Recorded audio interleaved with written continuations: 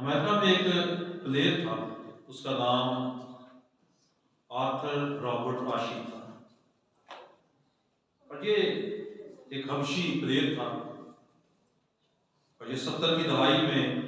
Long tennis جو وہ کھیلا کرتا تھا۔ اس دور میں امریکن لوگ جو گورے تھے وہ حبشیوں سے بڑی نفرت جو کیا کرتے تھے، اور اس دور میں چرچز کے باہر بھی یہ بات لکھی ہوتی تھی کہ کتا اور حبشی چرچ کے اندر داخل نہیں ہو سکتے۔ اس دور میں اس نے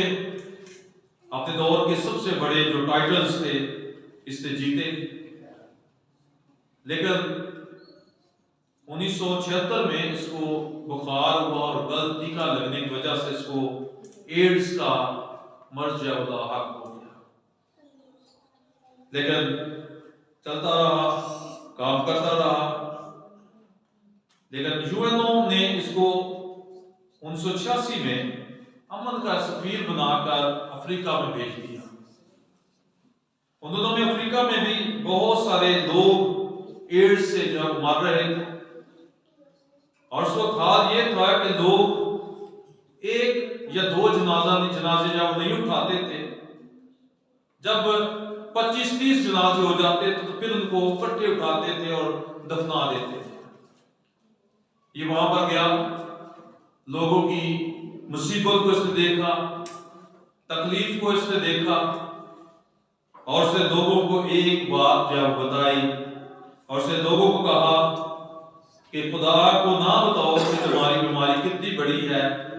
بیماری کو بتاؤ کہ تمہارا خدا کتنا بڑا ہے۔ ہم اکثر خدا کے حضور میں اپنی مشکلات، پریشانیاں اور دکھ اور تکلیفیں جب لے کر آتے ہیں،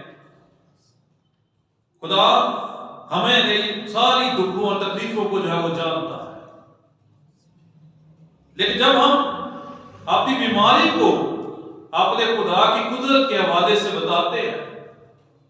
تو پھر ہماری زندگی میں عجیب کام ہوتے ہیں، اور خدا ہماری زندگیوں میں اپنی رحمت کو نازل کرتا ہے، اپنی شفا کو نازل کرتا ہے، اپنی قدرت کو دکھاتا ہے، اور ہمیں چنگائی، بحالی جو وہ عطا کرتا ہے۔ جب ہم ایوب کی کہانی پر غور کرتے ہیں، جس میں سے ہم نے آج کا ورد جو ہے وہ تلاوت کیا ہے، ایوب کے حالات سے ہم سب واقف ہیں کہ کتنی مشکلات، پریشانیاں اس نے برداشت، اس کے بچے چلے گئے، اس کا مال و دولت چلا گیا، اس کے نوکر چاکر چلے گئے، اس کی بھیڑ بکریاں جتنے بھی جانور تھے سب چلے گئے، حتیٰ کہ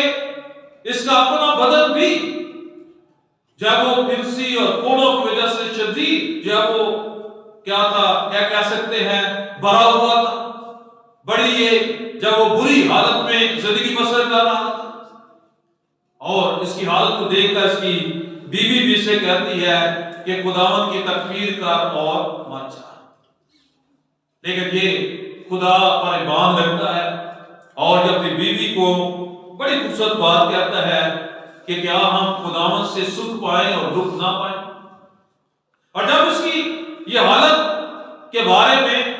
اس کی ساری تباہی اور بربادی کے بارے میں اس کے دوست سنتے ہیں تو وہ بھی اس کے پاس آتے ہیں افسوس کرنے کے ساتھ، اس کے ساتھ وقت گزارنے کے لیے،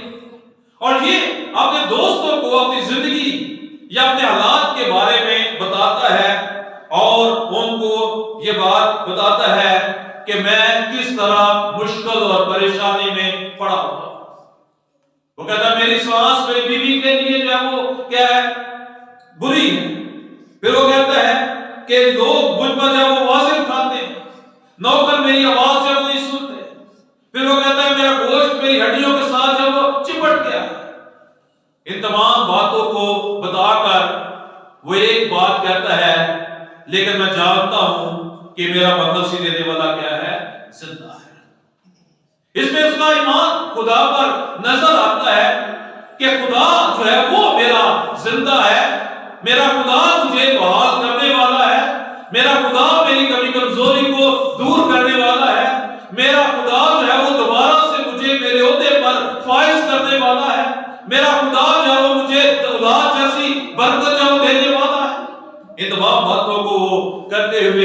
بڑے ایمان کے ساتھ، بڑی دلیری کے ساتھ اور گواہی کے طور پر لوگوں کے سامنے یہ بات کہتا ہے، میں جانتا ہوں کہ میرا مخلصی دینے والا، میرا رہائی دینے والا زندہ ہے۔ پھر جب ہمارا ایمان خدا پر ہوگا کہ ہمارا خدا اٹھا کھڑا کرنے والا، جب ہماری توجہ ہمارے خدا پر لگی ہوگی تو پھر خدا ہماری کمی کمزوریوں کو دور کر کے واقعہ ہی ہمیں مخلصی اور رہائی جو ہے وہ عطا کرے۔ وہ دفعہ ہم جب بیماری میں یا مشکل میں ہم ہوتے ہیں تو ہماری توجہ جب بیماری پر ہوتی ہے کہ یہ فلاں روگ مجھے لگ گیا ہے، اس روگ کا یہ نقصان ہے، اس روگ سے یہ ہو سکتا ہے، اس روگ سے جب میں مزید بیمار ہو سکتا ہوں، مر سکتا ہوں۔ ہم ہمیشہ اپنی بیماری پر توجہ کرتے ہیں، بیماری پر ہم فوکس کرتے ہیں، لیکن خدا کا کلام ہمیں یہ بات بتاتا ہے کہ ہم بیماری پر فوکس کرنے کی بجائے ہم اپنے خدا پر فوکس کریں جو ہمارا مخلصی دینے والا خدا۔ ہم خدا پر کی طرف جاؤ دیکھیں، ہم خدا کی طرف جاؤ توجہ لگائیں، کیونکہ وہی ہماری ساری بیماری کو، ساری کمی کمزوری کو دور کر سکتا ہے۔ اور یہی بات خدا کا بندہ ایوب جو ہے وہ اپنے لوگوں کے سامنے رکھتے ہوئے کہتا ہے کہ میں جانتا ہوں کہ میرا مخلصی دینے والا کیا ہے؟ زندہ خدا ہے۔ بہت دفعہ ہم بیماری پر توجہ کرتے ہوئے ہم مزید بیماریاں جو لے لیتے ہیں، لیکن جب ہمارا فوکس خدا پر ہوگا تو ہمارا خدا ہماری ساری کمی کمزوری کو دور کر کے ہمیں بحالی جو ہے وہ عطا کرے گا۔ خدا کے نام میں ہمیں بے شمار جب وہ حوالہ جات جو ملتے ہیں، مشکلات، پریشانیوں، اور جب ہم خاص طور پر دانیل کی کتاب کو پڑھتے ہیں تو ہمیں دانیل کا ماجرا جو ہم نظر آتا ہے کہ وہ خدا کی طرف دیکھتا ہے، وہ مصیبت میں، مشکل میں جب خدا کی طرف دیکھتا ہے، حالانکہ اس پر پاس یہ اسے حکم تھا کہ وہ خدا کے ظلم میں نہ جائے، اس کی عبادت نہ کرے، لیکن وہ خدا کی طرف ہی دیکھتا ہے۔ اور جب اس کو شیروں کی مان میں ڈالا گیا، وہ موت کی حالت میں جب اس کو جب پڑ گیا تو میرے تو خدا نے اس کو بچا لیا، جس پر اس کی توجہ تھی، جس پر اس کا دھیان تھا۔ اس طرح اس کے تین دوست حنانیہ، میشائیل اور عزریہ، جن کو اکثر صدرک، میشک اور ابدنجو جو وہ کہتے ہیں، ہمیں یاد رکھیں کہ صدرک، میشک، ابدنجو یہ دیوتاؤں کے نام تھے جو بابل کے تھے۔ ان کے اصل نام یہ تھے کہ وہ حنانیہ، میشائیل اور عزریہ، یہ تینوں کے سامنے موت کا حکم تھا کہ اگر وہ بادشاہ کی مورت کے سامنے وہ سجدہ نہیں کریں گے تو ان کو مار دیا جائے گا، ان کو آگ کی جھیل میں ڈال دیا جائے گا۔ لیکن انہوں نے اپنی توجہ جو ہے وہ خداوند پر رکھی، انہوں نے اپنا دھیان خداوند پر رکھا، اور جب ان کو ڈال دیا تو خدا خود ان کو بچانے کے لیے جو ہے وہ آگ کی جھیل میں موجود ہو گیا۔ اور وہ خدا کے کلام میں لکھتا ہے کہ ان کے کپڑوں میں سے بھی جلنے کی بو جو ہے وہ نہ آئی۔ کیوں؟ وجہ کیا تھی؟ ان کا ایمان یہ تھا کہ ہمارا مخلصی دینے والا کیا ہے؟ زندہ خدا ہے۔ اکثر خدا کے حضور میں آتے ہیں تو ہم اپنی بیماری کو خدا کی طرف رکھیں، خدا کے سامنے میں رکھیں، اور ہمارا خدا ہماری مشکلات، پریشانیوں کو جو وہ دور کر سکتا ہے۔ داخلہ میں سے ایک اور آیت میں آپ کے سامنے پڑھنا چاہتا ہوں۔ جب ہم کرنتھس کی کلیسیا کے نام پولس رسول کا دوسرا خط پڑھتے ہیں تو اس میں خدا کا بندہ پولس رسول اپنی مصیبت کے بارے میں بتاتا ہے۔ آپ نے جب وہ موت کی حالت میں چلے جانے کے حوالے سے وہ بتاتا ہے کہ ہم کس طرح مشکل اور پریشانی میں پڑ گئے۔ خدا میں 8ویں آیت سے، پہلے باب کی 8ویں آیت سے جب ہم شروع کرتے ہیں اس میں لکھا ہے، آئے بھائیو، ہم نہیں چاہتے کہ تم اس مصیبت سے ناواقف رہو جو آسیا میں ہم پر پڑی، اور ہم حد سے زیادہ اور طاقت سے باہر پست ہو گئے، یہاں تک کہ ہم نے زندگی سے بھی ہاتھ دھو دیے۔ یہاں پر وہ اپنی بے بسی کا جب اظہار کرتا ہے کہ ہم نے اپنی زندگی سے ہاتھ دھو دیے، اور پھر وہ کہتا ہے بلکہ آپ نے اوپر موت کے حکم کا یقین کر چکے تھے کہ اب ہماری موت لازمی ہے، ہم پر موت آئے گی، ہم مر جائیں گے، ہم ختم ہو جائیں گے، ہم تباہ ہو جائیں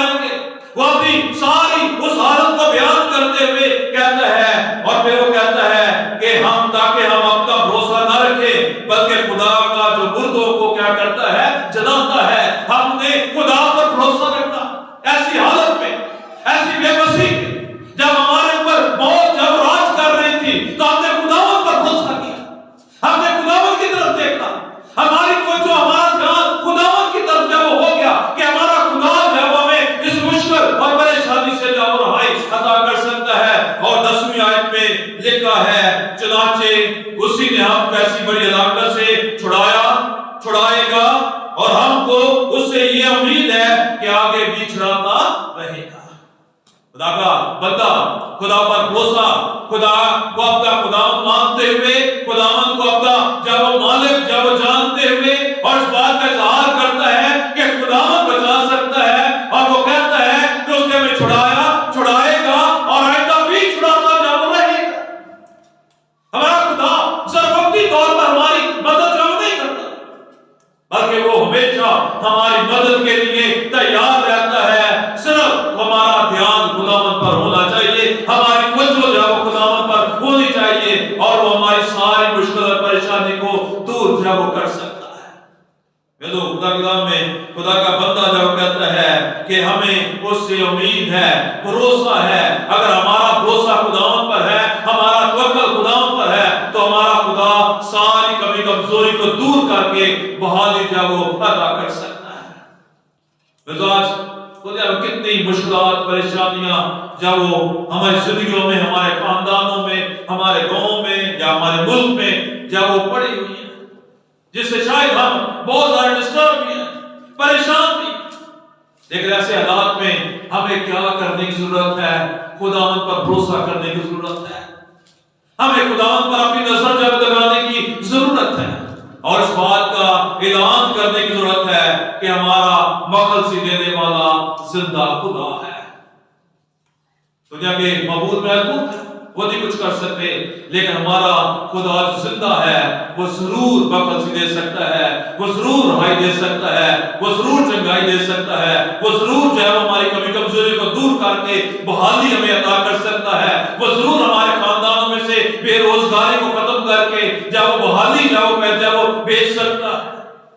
صرف ہمیں خداوند پر نگاہ کرنے کی ضرورت ہے، خداوند پر توجہ کرنے کی ضرورت ہے، کیونکہ وہی ہمارا خدا بحالی کا خدا ہے۔ آئیے ہم اپنے سروں کو خداوند کے حضور میں جھکائیں۔